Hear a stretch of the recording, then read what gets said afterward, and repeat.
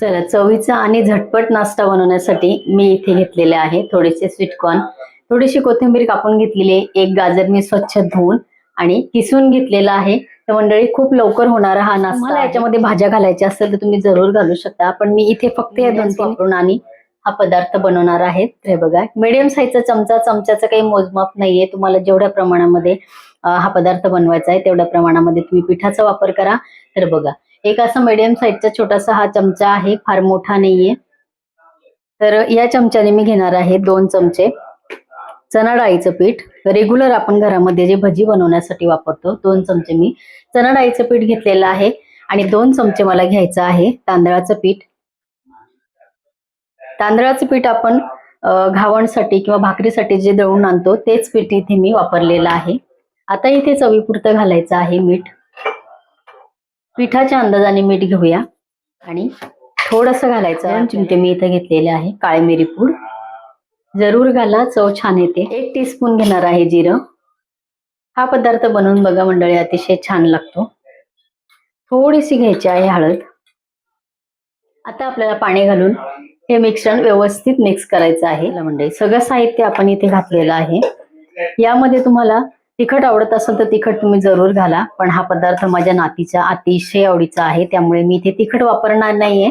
तर आम्हाला सुद्धा खायचं असलं तर आम्ही एकत्र असं बनवून तिचं फिक्क करून आणि त्याच्यामध्ये तिखट घालतो, किंवा मग असेही छान लागतात. त्याबरोबर आपण हिरवी मिरची वगैरे घेऊन तळलेली मिरची खाऊ शकतो. पदार्थ छान लागतो. तर बघा, व्यवस्थित मिक्स केलं पाणी घालून आणि आपल्याला ह्याची कन्सिस्टन्सी कशी हवी ते मी इथे दाखवते. बऱ्याच वेळेला काय होतं की सकाळी सकाळी आपल्याला सगळ्यांचे डबे करता करता, सगळ्यांचा नाश्ता बनवता बनवता काही वेळेला आपल्याला खायचं विसरून जातं, किंवा काही वेळेला असं होतं की जाऊ दे आता मी करत नाही, खात नाही. तर बघा, हा पदार्थ खूप लवकर होतो. यामध्ये स्वीटकॉर्न पण अगदी ऑप्शनल आहेत, माझ्याकडे आहे, मी नेहमीच टाकते आणि मी स्वीटकॉर्न घरात ठेवतच असते. या पदार्थामध्ये खूप छान लागतं. तर तुम्ही ह्याच पद्धतीने नक्की करून बघा. पण अगदीच तुमच्याकडे नसेल तर तुम्ही स्वीटकॉर्न नाही वापरले तर गाजरच्या ऐवजी तुम्ही शिमला मिरची सुद्धा घालू शकता, बीट सुद्धा घालू शकता. पण गाजरचं जे स्पेशली आहे तर त्याची चव खूप छान लागते मंडळी. तर आहे, मी रेसिपी देते ह्याप्रमाणे नक्की करून बघा. तर मी तुम्हाला सांगितलं की यामध्ये हे पदार्थ नसतील तर दुसरे घालू शकता, पण नक्कीच अगदी ह्याच पदार्थ घालून तुम्ही करून बघा. हे बघा, अजून थोडंसं पाणी मी घालणार आहे. इथे मी तुम्हाला कन्सिस्टन्सी दाखवते. पिठाचं प्रमाण तुमच्याकडनं कमी जास्त झालं तरी काही टेन्शन घेऊ नका. बघा, तवा मी गॅसवर ठेवलेला आहे. इथे मी गॅसवरती तवा ठेवलेला आहे. साजूक तुपाचा इथे वापर मी करणार आहे. साजूक तुपामध्ये करून बघा, चव तर छान लागते, शरीरासाठी उत्तम आहे. बरेचदा आपलं आपण म्हणतो की कोलेस्ट्रॉल वाढतं, फॅट वाढतं, तर मंडळी तूप हे प्रमाणात खाणं कधीही चांगलं आहे. तर बघा, तवा गरम झालेलाच होता. थोडंसं मी 1 टीस्पून मी त्याच्यावरती घातलेले तूप. आणि आता मी इथे घालते हे बॅटर जे बनवून घेतलं आपण ते. ह्याला तुम्ही घावण म्हणू शकता, ह्याला तुम्ही धिरडं म्हणू शकता, ह्याला तुम्ही थालीपीठ सुद्धा म्हणू शकता. तसाच हा प्रकार आहे. तर बघा, चमच्याच्या साह्याने मी जेवढं होईल तेवढं ह्याला पसरवलेलं आहे. आता सगळ्या बाजूनी मला घालायचं आहे तूप. माझ्या नातीला तूप खूप आवडतं. लहान मुलांना तूप किती खाल्लं तरी पण काही प्रॉब्लेम नाही, म्हणून या धिरड्यावरती वरून खाण्यापेक्षा ह्या पद्धतीने जर तूप आपण टाकून खाल्लं तर हे उत्तमच लागतं. तर मंडळी, याच्यावरती आता एक पदार्थ आपल्याला टाकायचा आहे, तो आहे ओवा. तर ओवा थोडासा घालून बघा मंडळी, अतिशय छान या ओव्याची टेस्ट ह्याच्यामध्ये लागते. थोडंसं हातावर मी 4 दाणे क्रश केले,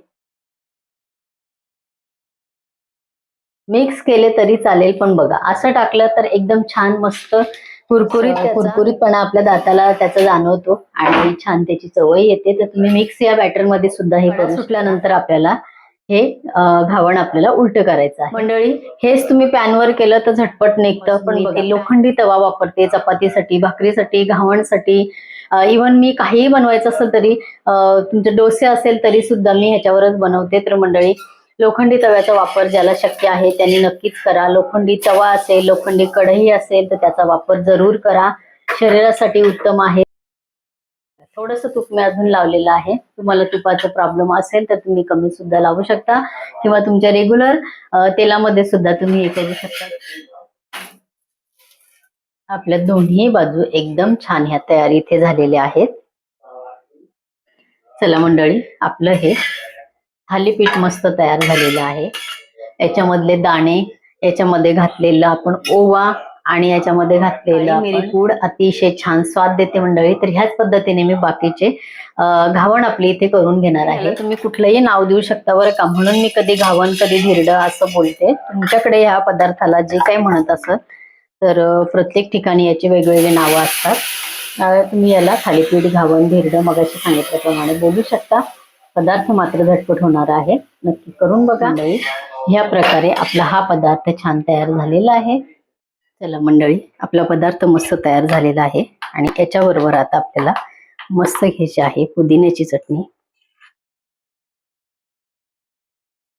बघा, तुम्हाला सुद्धा ह्या पदार्थाची चव अतिशय आवडणार आहे. साधे सोपे इन्ग्रेडियंट्स वापरून आपण हा पदार्थ बनवलेला आहे. कितीही घाई गडबड असेल तर आपण नक्कीच बनवून खाऊ शकतो. तर हा पदार्थ नक्की बनवून खा मंडळी. आजची ही रेसिपी तुम्हाला कशी वाटली कमेंट जरूर करा. परत भेटूया असंच एका छानशा रेसिपी बरोबर. तोपर्यंत बाय बाय.